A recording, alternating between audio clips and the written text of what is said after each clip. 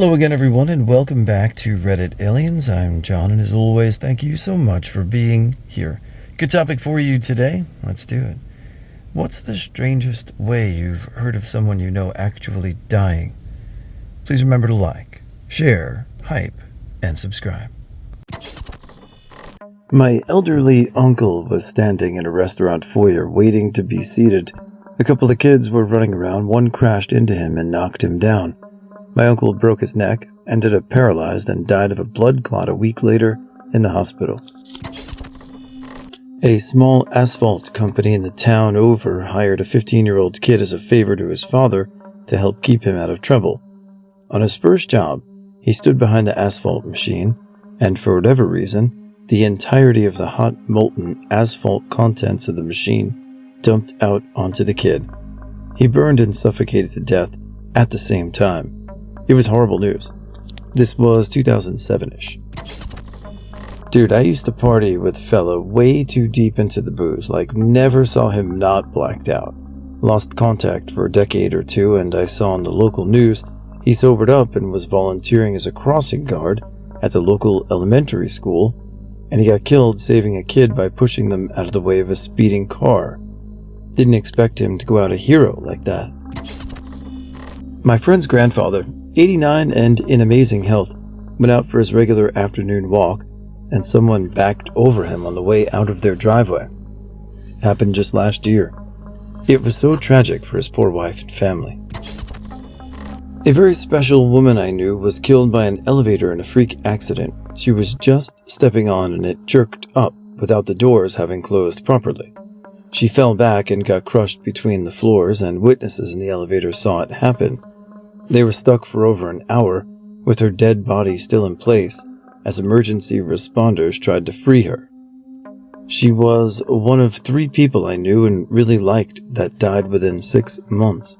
Had a very hard time dealing with that. It changes you when you're young. My friend was a house mom at a sober living house and snuck this dude in to have sex. Dude was a big fella, like close to 400 big. My friend is tiny, like 115. And that's probably shooting over. She is tiny. As he was finishing, he had a heart attack and died. She lost her job and booty call in the same minute. I have 2. Stung by a jellyfish, knee-high ocean water at the age of 51. Went for a run in high school and waited too close to a passing train. The force of the wind sucked them in. That one might be a cover story for suicide, however. Guy and his wife were with a tour group in Norway. They were on one of those peninsulas that went out over a fjord. He was taking a group photo and backed up a bit to get the whole group. He stepped backwards over the cliff. Our friend was doing some tree trimming by himself on his rural property when he was crushed beneath a mammoth tree that fell the wrong way. I guess he was trapped for quite some time, so it was not a quick death. He was only 45. To further compound this tragedy, his 14-year-old son was the one who found him. That had to be traumatic. Sometime in the 80s, an ex-girlfriend of mine, her husband, got drunk in the winter time driving home. He pulled over to puke, fell out of his car and passed out. He was found, face frozen to the ground. He had choked on his vomit. Not a pleasant way to go. He was 28. Next-door neighbor kid and his friend stole a stick of dynamite. They drove out into the desert to pop it off. One kid hid behind the car and the other ducked down behind an open door with its window down. But he wanted to see, so he was peeking over the door. Boom!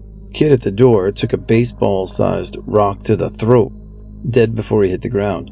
Other kid, my neighbor, was unhurt, but all kinds of fucked up. Years later, he ended up with addictions and a 20-year prison sentence for an unrelated murder when a deal went sideways. They were mad about being put into what was really quite an upscale nursing home by their kids because they were an absolutely shit, mean-spirited, narcissistic person their entire life, and nobody wanted to live with them in-house. So, a month later, they literally just willed themselves to die. Not out of sadness, just willed themselves.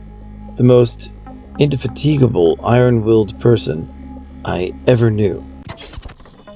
My childhood friend Dave's mom, Marla, was a travel agent and tour guide in the 80s. She was leading a tour through Europe and caught the flu. She soldiered on like a trooper, got the group back to the US, and then drove 2 hours home from the airport. She must have been exhausted and nearly delirious when she got home. When she pulled into the garage, she accidentally left the car running and accidentally left the kitchen door into the house open. The car exhaust filled up the house with carbon monoxide. She was found dead the next morning, upstairs in bed with her 2 little dogs. It was a tragic accident. A lot of these are tragic, obviously, and sad, and, never like to hear any of this, but this one particularly, being exhausted, coming back from Europe, going to bed, leave the car running, which is tough, but I guess it could happen, and she's gone. So, carbon monoxide's no joke. Be careful out there, guys. Grandma's former neighbor had a seizure and was taken to the hospital. In the hospital, she at some point stood up from the bed, looked up at the ceiling and said, "Lord, may I come home?" At that point, she had another seizure and died. I lived in Wakefield. There was a food plant called Farm Stores, very big employer for the area. Staff was bussed in from nearby towns. There was a massive mixing bowl for pork pie mince. One day, several of the workers went out for a smoke, leaving one lad on his own. He needed to retrieve something and ended up falling into the mixer. He got minced. Us in Wakefield didn't dare eat pork pies for ages after that. Minor gallbladder inflammation with a touch of narcissistic personality disorder. After the diagnosis, he got mad at the doctors for not treating him. Treatment was diet changes for 2 weeks. He got progressively worse, often did the opposite of the doctor's recommendations, and died less than a year later from multi-organ failure and sepsis. When I was a kid, my neighbor was ran off the road on his motorcycle by a drunk driver. He was decapitated by a guy wire to utility poles. It happened in my neighborhood. I didn't personally see it, but many others did. People talked about the horror of that for many years after. I have no tales of actual deaths that aren't just straight up traumatic, but I almost died by slipping on a banana peel with a butter knife in my hand when I was 9. I turned my head just in time for it to slice up my ear instead of plunge straight into my eye, which is where it would have gone had I not done that. Had to get my ear stitched because despite being dull AF, as butter knives are, it tore through the cartilage and split my ear in half. Would have been one hell of a story for my family to talk about if it had actually killed me. My classmate from 3rd grade died when we were all in high school due to her brother accidentally shooting off a gun he had in the other room. She was having breakfast in the kitchen, and the bullet got her in the side and sadly passed in the hospital. This isn't really an answer to the question, but one of my neighbors died in his house a couple of years ago. I'm not sure how he passed away, but no one found him for weeks, and when someone finally went to his house, there were thousands of Coke bottles all around the house, just filling every part of the floor. They were everywhere. I wasn't officially allowed to date. I was about 15, but I was seeing a guy from a really strict church, which wouldn't let him date anyone outside of it. He sold shoes, and I bought an unusual number of shoes from him because it was the only time we could spend together. His father owned a few vending machines, and he'd help his dad out. One day, his dad didn't strap a vending machine to the forklift. It fell off and onto my boyfriend and killed him. I couldn't even go to the funeral. The manner of death wasn't weird, just the circumstances, and I never actually met them, but this happened to the people who used to own my house. The house was owned by an elderly 84-year-old couple who had been high school sweethearts and had been married for over 60 years.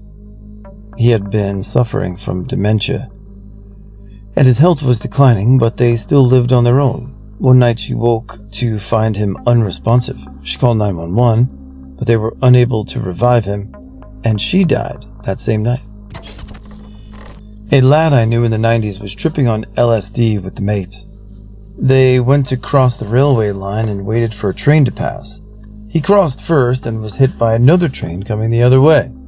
His mates didn't know what was going on and spent quite a while afterwards traipsing up and down the railway tracks off their faces and shouting his name, unable to comprehend why there were bits of clothing, blood, and meat all over the tracks, glistening in the moonlight. This took place when I was in middle school, so mid-1970s. My mom belonged to a weekly women's bowling league that met every Thursday afternoon. It was mainly bored housewives with a few older widows and was more social than competitive. Everyone cheered when the 69-year-old widow managed to throw something besides a gutter ball. Mom would always treat herself to a hot dog and Coke from the concession stand and have a pleasant chat with the woman who always worked there. One day the concession stand was closed because the woman had killed her husband the night before with a bowling ball. She dropped it on his head while he was sleeping, then picked up the ball and dropped it again. The next day, the joke going around middle school was that his last words were, "Spare me." My grandma was in the hospital for a non-fatal stroke. A nurse aide was helping her eat and fed her a piece of chicken, which she wasn't supposed to eat due to not having her dentures in. She choked on the piece of chicken and died. This happened about 25 years ago.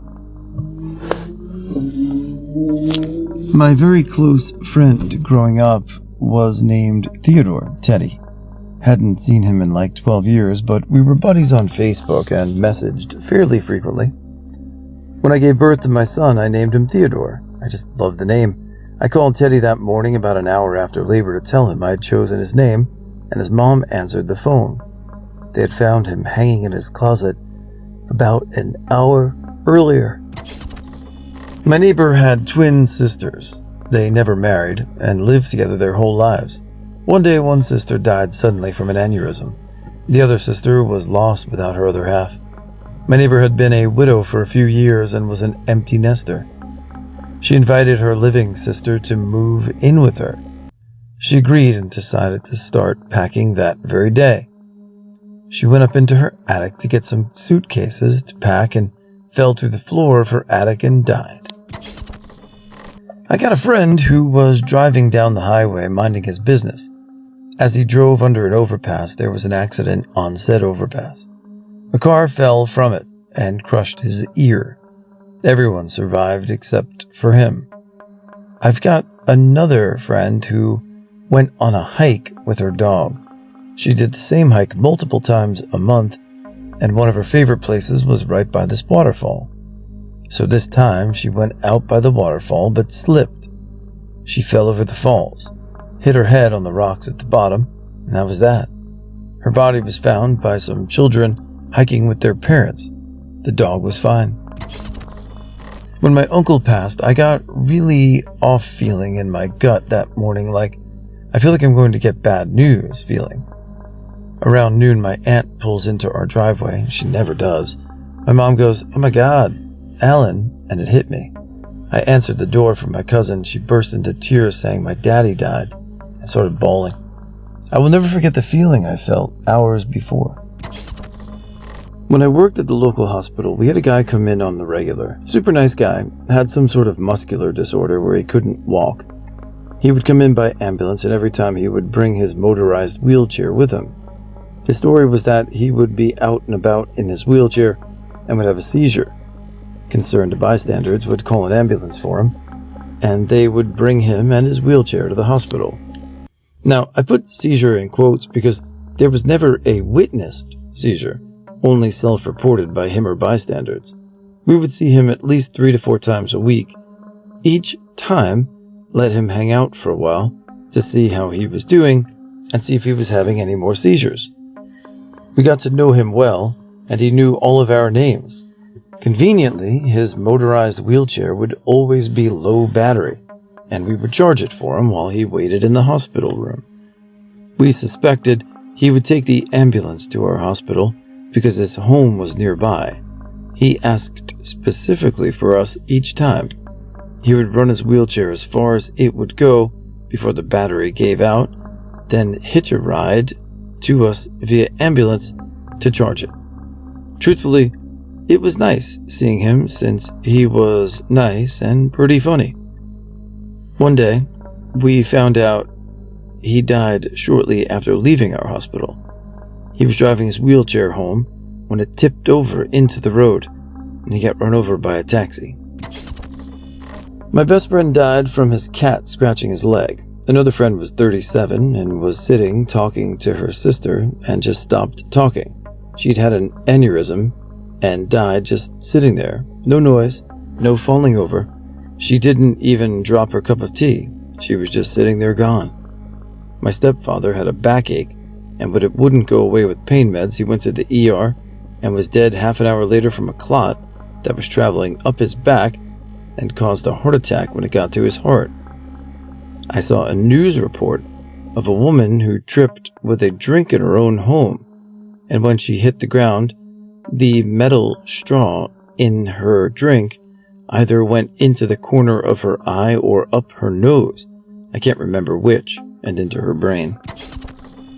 Death by lava on acid. Whoa. My parents were in San Francisco in the 70s, so everyone was doing drugs, especially the lawyers.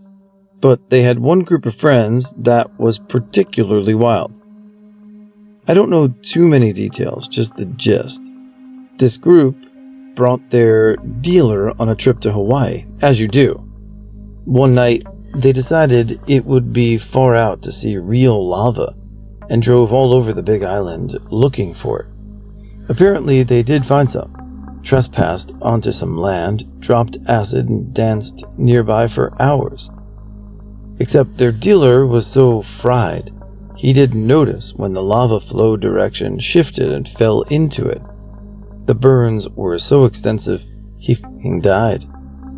They waited until I was 35 to even tell me this story. What the f***? My dad's best friend was at the church I went to growing up on a random day in the middle of the week, and we were on vacation out of town at the time.